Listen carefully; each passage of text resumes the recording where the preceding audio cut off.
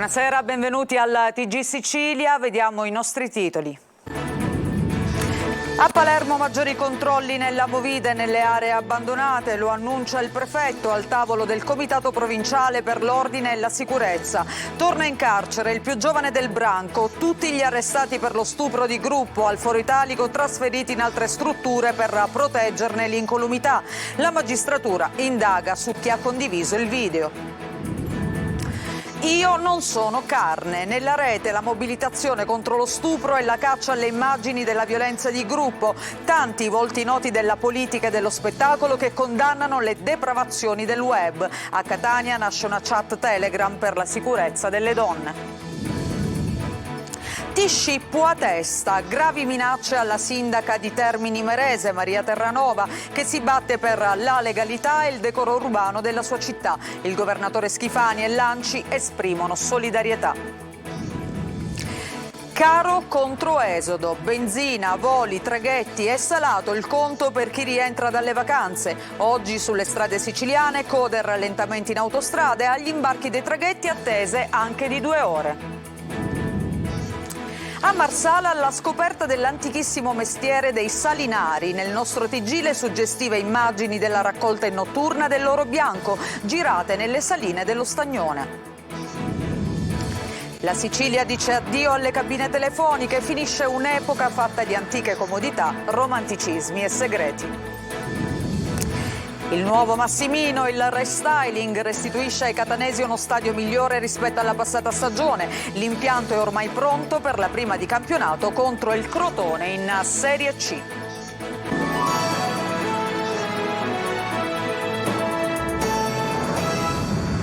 Lo avete sentito dai nostri titoli, torniamo a parlare della violenza di gruppo a Palermo. Il prefetto annuncia più controlli sulla movida e lotta agli abusivi, ma deve cambiare la cultura dei giovani. Oggi il Comitato Provinciale per l'Ordine e la Sicurezza dopo lo stupro della giovane di 19 anni al Foro Italico. Intanto sono stati trasferiti in altre carceri i componenti del branco. Ci dice tutto Marco Gullà.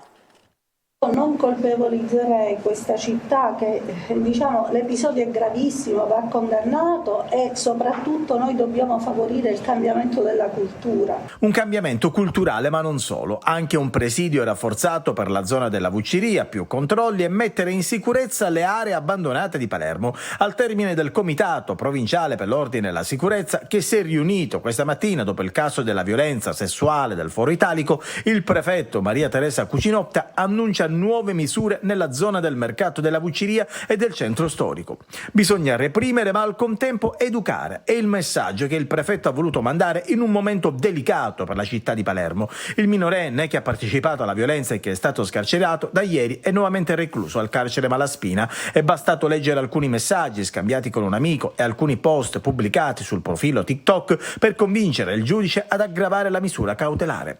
Lei si è sentita male ed è svenuta più di una volta, troppe risate, scrive il minorenne ad un amico. Successivamente, al 19 agosto, quando è stato disposto il collocamento in comunità, il giorno dopo il minore ha pubblicato su TikTok alcune immagini con le seguenti frasi: chi si mette contro di me si mette contro la morte, le cose belle si fanno con gli amici. Tali nuovi e sopraggiunti elementi investigativi, si legge nel provvedimento del GIP Antonina Pardo, tratteggiano la personalità di un giovane che, lungi dall'aver avviato un percorso di consapevolezza del gravissimo reato commesso, così per lui si sono riaperte le porte del carcere. Intanto proseguono le indagini sullo stupro, le attenzioni degli inquirenti adesso sono puntate in particolare sul video girato dal più grande tra i giovani indagati. In una intercettazione seguita prima del suo arresto, Angelo Flores dice, rispondendo ad un amico che lo invita a cancellare il filmato della violenza: ma io adesso li sto eliminando tutti, li sto mandando solo a chi li devo mandare e li elimino. Una frase che fa pensare a una condivisione appunto di questo video. Gli inquirenti infatti stanno accertando a chi Flores abbia mandato le immagini e quale fosse soprattutto la finalità del suo uso. E Continuiamo a parlare sempre di questo argomento. Nella rete non c'è solo il plauso allo stupro e la caccia alle immagini del Foro Italico. Da Maria Elena Boschi a Maria Grazia Cucinotta i noti volti della politica e dello spettacolo si mobilitano contro la violenza sessuale. A Catania nasce una chat Telegram per segnalare luoghi e situazioni poco sicure per le donne. Sentiamo. Da Maria Grazia Cucinotta a Elisabetta Gregoraci e Caterina Balivo, Alessandro Preziosi, Maria Elena Boschi, per citarne alcuni. Sono decine i personaggi del mondo dello spettacolo e della politica, migliaia gli utenti social che hanno aderito alla campagna #Io non sono carne per manifestare vicinanza alla 19enne vittima dello stupro di Palermo da parte di un branco di 7 ragazzi. Un grido che nasce proprio dalla frase agghiacciante di uno degli indagati che in chat si giustificava "la carne è carne". E no, donne e uomini non sono carne, è il messaggio unanime dell'iniziativa che ha riunito in pochissime ore tanti personaggi dopo la prima forte reazione sui social di Ermal Meta. Rabbia, disgusto, tristezza, paura e un gran bisogno di giustizia. Io non sono carne, scrive Carolina Crescentini.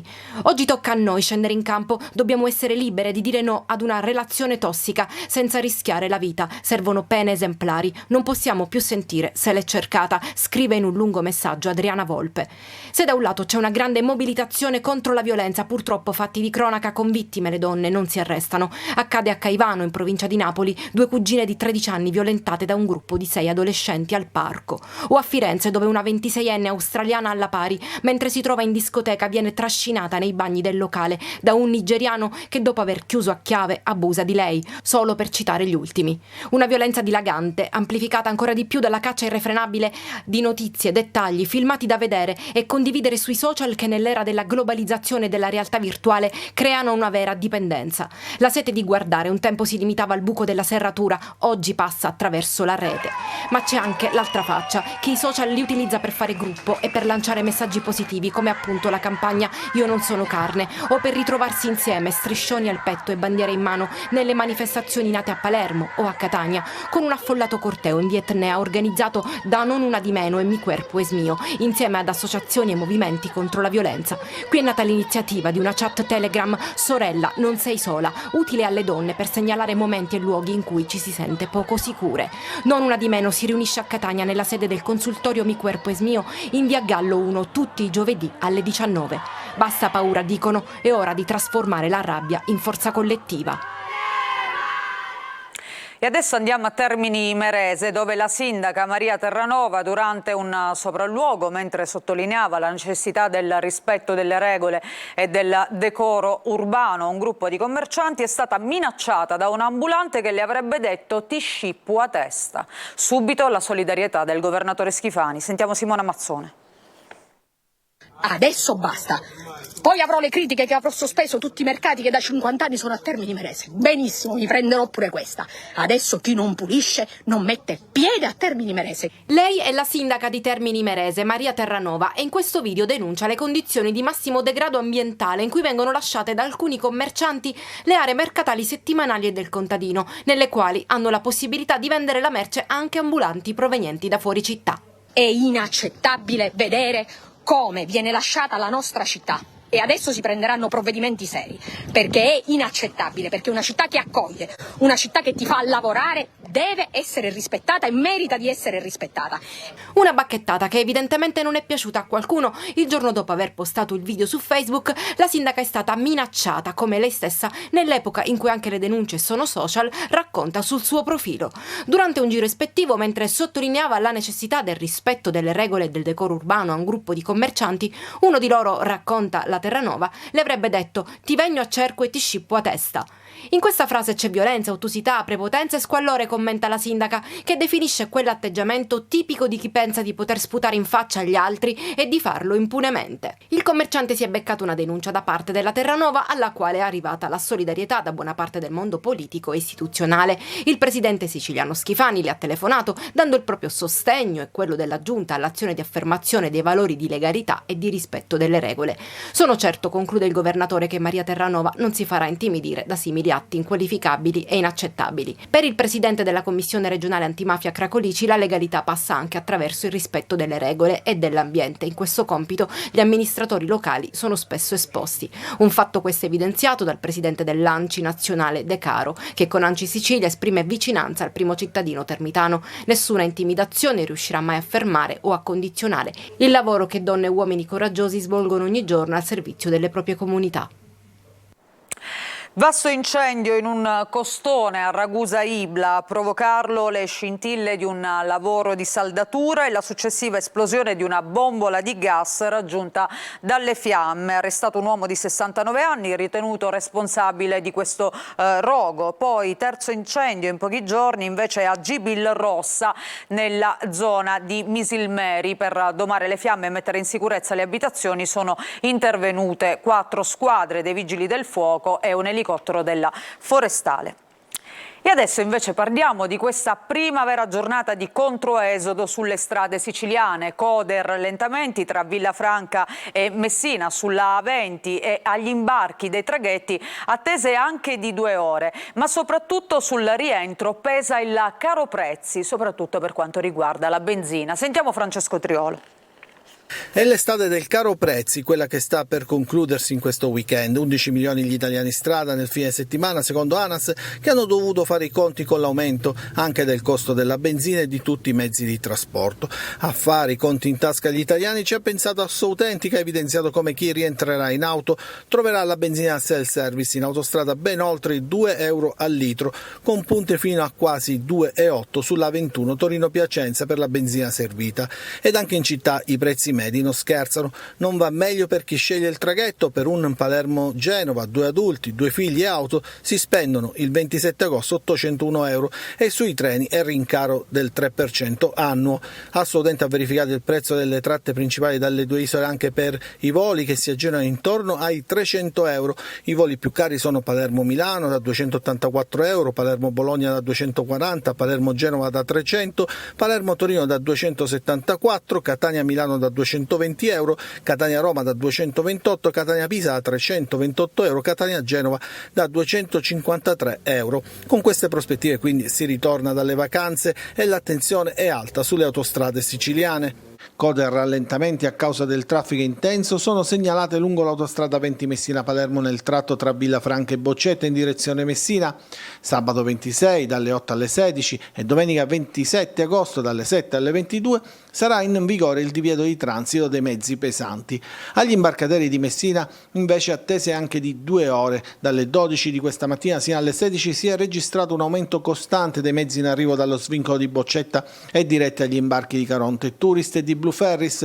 In totale 11 le navi in servizio che fanno la spola tra le 2 sponde dello stretto. Monitoraggio continuo per evitare il blocco della viabilità e da oggi sino al 5 settembre a Messina disposto il divieto di transito per il traffico cittadino del Viale della Libertà, destinato esclusivamente alle auto dirette verso il serpentone dei traghetti. 1 centinaio le multe elevate nel pomeriggio a chi non ha rispettato il divieto.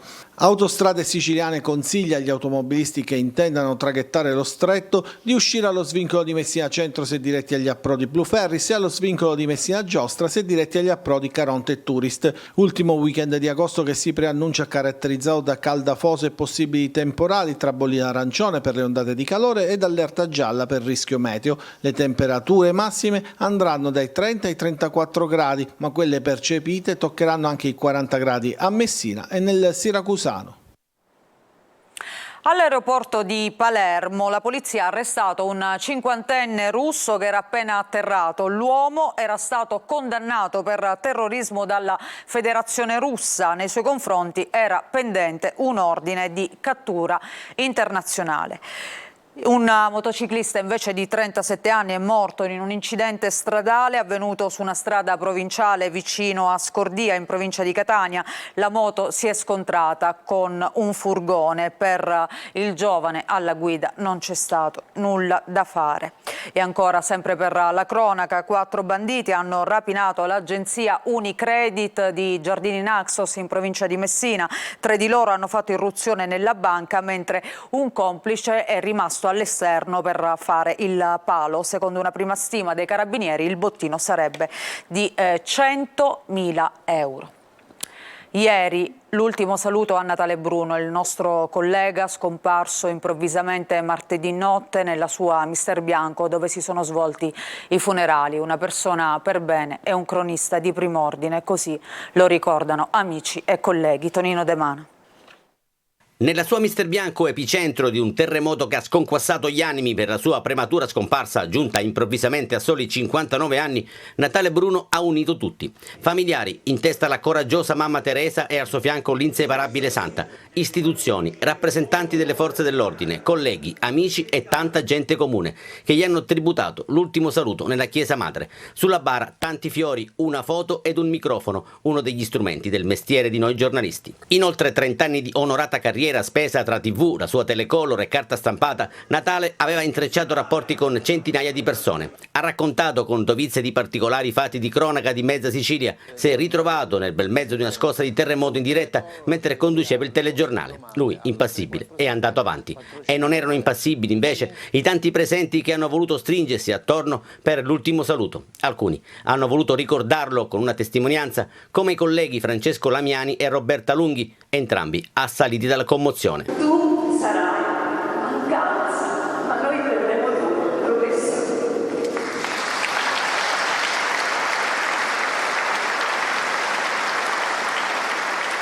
Lacrime e tanti applausi per un'uscita di scena avvenuta troppo presto.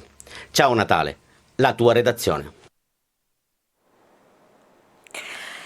E adesso parliamo di migranti, sbarchi senza sosta a Lampedusa, dove da mezzanotte sono arrivati altri 1232 migranti. Nell'hotspot si contano più di 2500 presenze, tra questi ci sono 4 tunisini che sono stati posti ai domiciliari perché sono tornati sul territorio italiano nonostante fossero stati espulsi precedentemente. Intanto a Favara, nell'Agrigentino, rabbia, lacrime e profonda commozione durante la tumulazione del bambino ivoriano di 1 anno e mezzo morto in un recente naufragio al largo di Lampedusa. Presente al rito funebre anche la giovane mamma straziata dal dolore. Ci racconta tutto Davide Sardo. Il dolore straziante di Marianne, la giovane madre ivoriana che ha appena dato l'ultimo saluto al figlio di appena 1 anno e mezzo al cimitero di Favara nell'Agrigentino. Il piccolo Mohamed Junior Diomande è morto nel corso di un naufragio lo scorso 8 agosto al largo di Lampedusa. Rabbia, lacrime e tanta commozione per una morte assurda, inaccettabile. La piccola bara bianca è stata tumulata nelle cosiddette colombaie accanto ad altri bambini e bambine migranti, alcuni senza nome, morti nelle traversate del Canale di Sicilia. Il corpicino di Mohamed era sbarcato a Porto Empedocle nei giorni scorsi, dopo che la madre ha riconosciuto il cadavere nella camera mortuaria del cimitero di Lampedusa. Ieri gli è stato celebrato un breve funerale musulmano alla presenza, tra gli altri, dell'imam e dei rappresentanti islamici dell'associazione Oltremare di Agrigento, che chiedono di fermare queste stragi. Bisogna bloccare i trafficanti, arrestarli sicuramente, questo è quelli che li portano in mezzo al mare, li portano alla morte praticamente. Si prendono tutta la colpa loro. Anche nell'altra vita, nell'aldilà, non c'è nessun perdono perché la causa principale sono loro e bisogna fare politicamente qualcosa per finire e cercare di dare un limite a tutto ciò. Presente alla cerimonia funebre anche il viceprefetto di Agrigento Gabriele Barbaro ed il sindaco di Favara Antonio Palumbo. Ogni volta che tumuliamo purtroppo dei bambini c'è sempre un misto fra rabbia e dolore, oggi in modo particolare perché poi la mamma ha portato una foto del bambino ed è stato qualcosa di veramente duro da sopportare, ne abbiamo viste tragedie, però quando poi ti colpisci in questo modo è dura da sopportare. La mamma di Mohamed ha deciso di rimanere a Comitini, ospite di una cooperativa sociale, per recarsi spesso al cimitero di Favara. Non solo fiori, ma sopra la bara bianca è stato poggiato un peluche, un piccolo elefantino con il quale giocava durante la traversata della morte il piccolo Mohamed. Adesso invece ci spostiamo a Marsala per farvi vedere come si raccoglie il sale rigorosamente a mano, come si fa da secoli. Laura Spanò. È tempo di raccolta tra le 100 vasche delle saline Ettore Infersa di Marsala. Chi visita in questi giorni la zona dello Stagnone così potrà imbattersi in uno spettacolo unico, la raccolta del sale, rigorosamente a mano, quelle delle saline Ettore Infersa della famiglia di Giacomo Dall'Istaiti. Anche per il 2023, così come lo scorso anno, la raccolta dell'oro bianco, come viene chiamato questo prezioso alimento, avviene dal pomeriggio e fino a sera, una novità ben accolta dai salinai che possono lavorare in orari meno caldi rispetto al passato.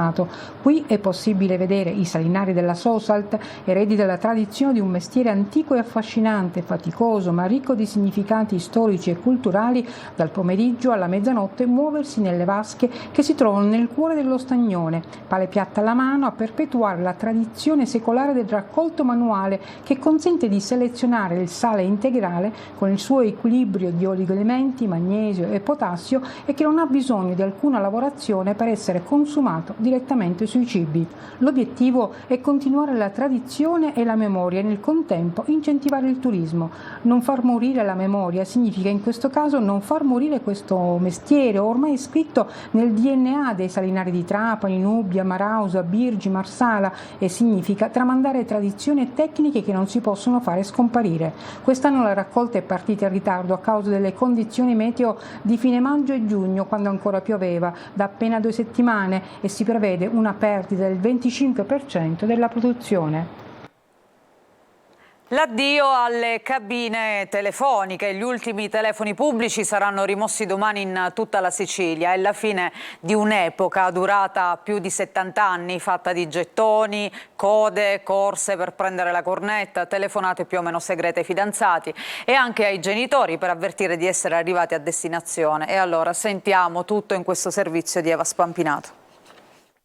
Severino, sono io, sono arrivato in città, sei contento? Era la super classica delle telefonate, quella che non poteva mancare nel repertorio degli italiani dal 1952, anno in cui fu installata la prima cabina telefonica, fino alla fine degli anni 90, quando i telefonini cellulari presero il sopravvento su quelli fissi. Da allora ad oggi la cabina telefonica ha cambiato forma, colore, cornetta, tasti, passando dalla manovella ai bottoncini digitali, ma non la sostanza romantica dell'ultimo residuo tecnologico del Novecento, attraverso il quale sono passati sogni, appuntamenti, ricordi, amori e che da domani verrà definitivamente mandata in soffitta. Ci siamo nati, ci siamo cresciuti, le prime telefonate alle prime fidanzatine, alla mamma, sono arrivato a casa. E se gli over 40 hanno molti ricordi legati a questo strumento di comunicazione, i più giovani fanno fatica anche a ricordarne il nome. Cos'è quella? Postazione sarà dismessa? Una postazione? Ah, è la cosa del telefono, dove si chiamava prima? Hai mai utilizzato una cabina? Onestamente no. Non si poteva uscire di casa senza i gettoni. E se non avevi monetine in tasca, le chiedevi agli amici.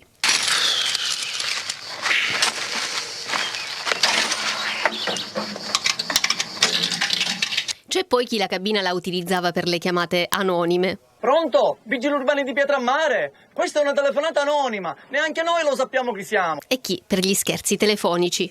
Macelleria Rinaldi, chi parla? Pronto? Pronto? Sì? Sono la governante del Conte di Simone. Scherzi ingenui che disegnano il quadro di un'Italia vintage, verace e lontana. Gli scherzi telefonici dei ragazzi di oggi purtroppo hanno il sapore amaro del sexting, del revenge porn, della violenza verbale e visiva. Vi portiamo alla Valle dei Templi di Agrigento per ascoltare la splendida voce di Massimo Ranieri che ha emozionato oltre 4.000 spettatori.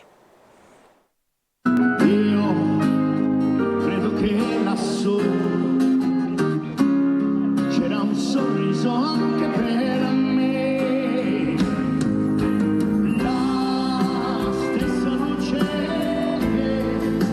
Per Massimo Ranieri è un ritorno a casa. Per la quarta volta si è esibito ad Agrigento nella Valle dei Templi portando il nuovissimo spettacolo dal titolo Tutti sogni ancora in volo, che sta facendo il Giro d'Italia. Ideato e scritto da Edoardo Falcone, Massimo Ranieri è uno show tra canto, recitazione, brani celebri, sketch divertenti e racconti inediti. È una parola molto ricorrente nel vocabolario di Ranieri. Il sogno per il cantautore partenopeo è vitale, irrinunciabile, da alimentare a qualunque età. Mia sete, mia salvezza. Dopo il fortunatissimo Sogno e Sondesto, che vanta oltre 800 repliche, anche quello visto ieri sul palco del Teatro della Valle dei Templi è stato un Massimo Ranieri in grande forma, che ha offerto al suo pubblico tutto il meglio del suo repertorio. Se vuoi non ti darò dei consigli, non servono. Ci fermiamo per una pausa, tra poco torniamo con la nostra pagina sportiva, vi mostriamo le immagini del nuovo stadio Angelo Massimino dopo il restyling, a tra poco.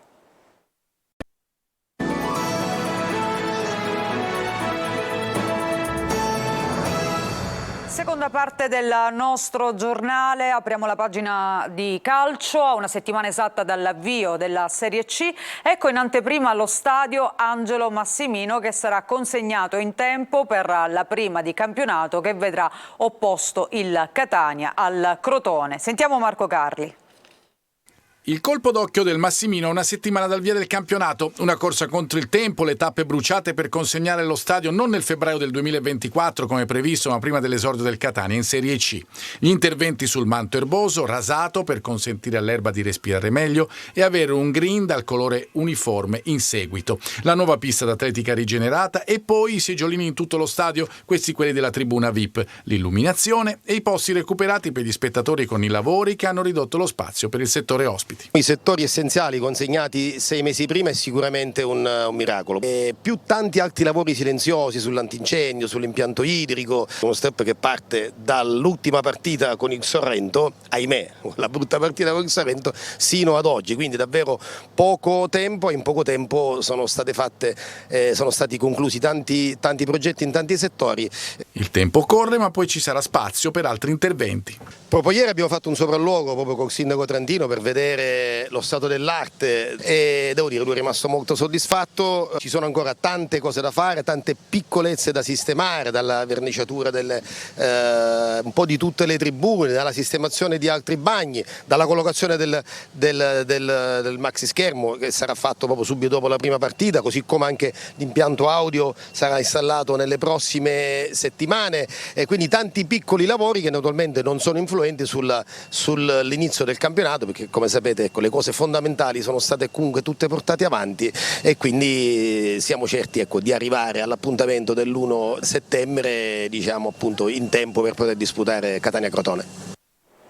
Prima di chiudere vi diamo un aggiornamento per quanto riguarda la questione migranti e sbarchi, perché oggi è stata un'altra giornata da record di sbarchi. In tutto sono 45 gli approdi al momento a Lampedusa, sono arrivate 1589 persone e all'hotspot di Contrada in Briacola ci sono quasi 3.000 persone. Questo è l'ultimo aggiornamento con il quale chiudiamo questa edizione del nostro telegiornale che vi ricordo ritorna domani mattina alle 7:30, grazie per averci seguito, vi auguro una buona serata.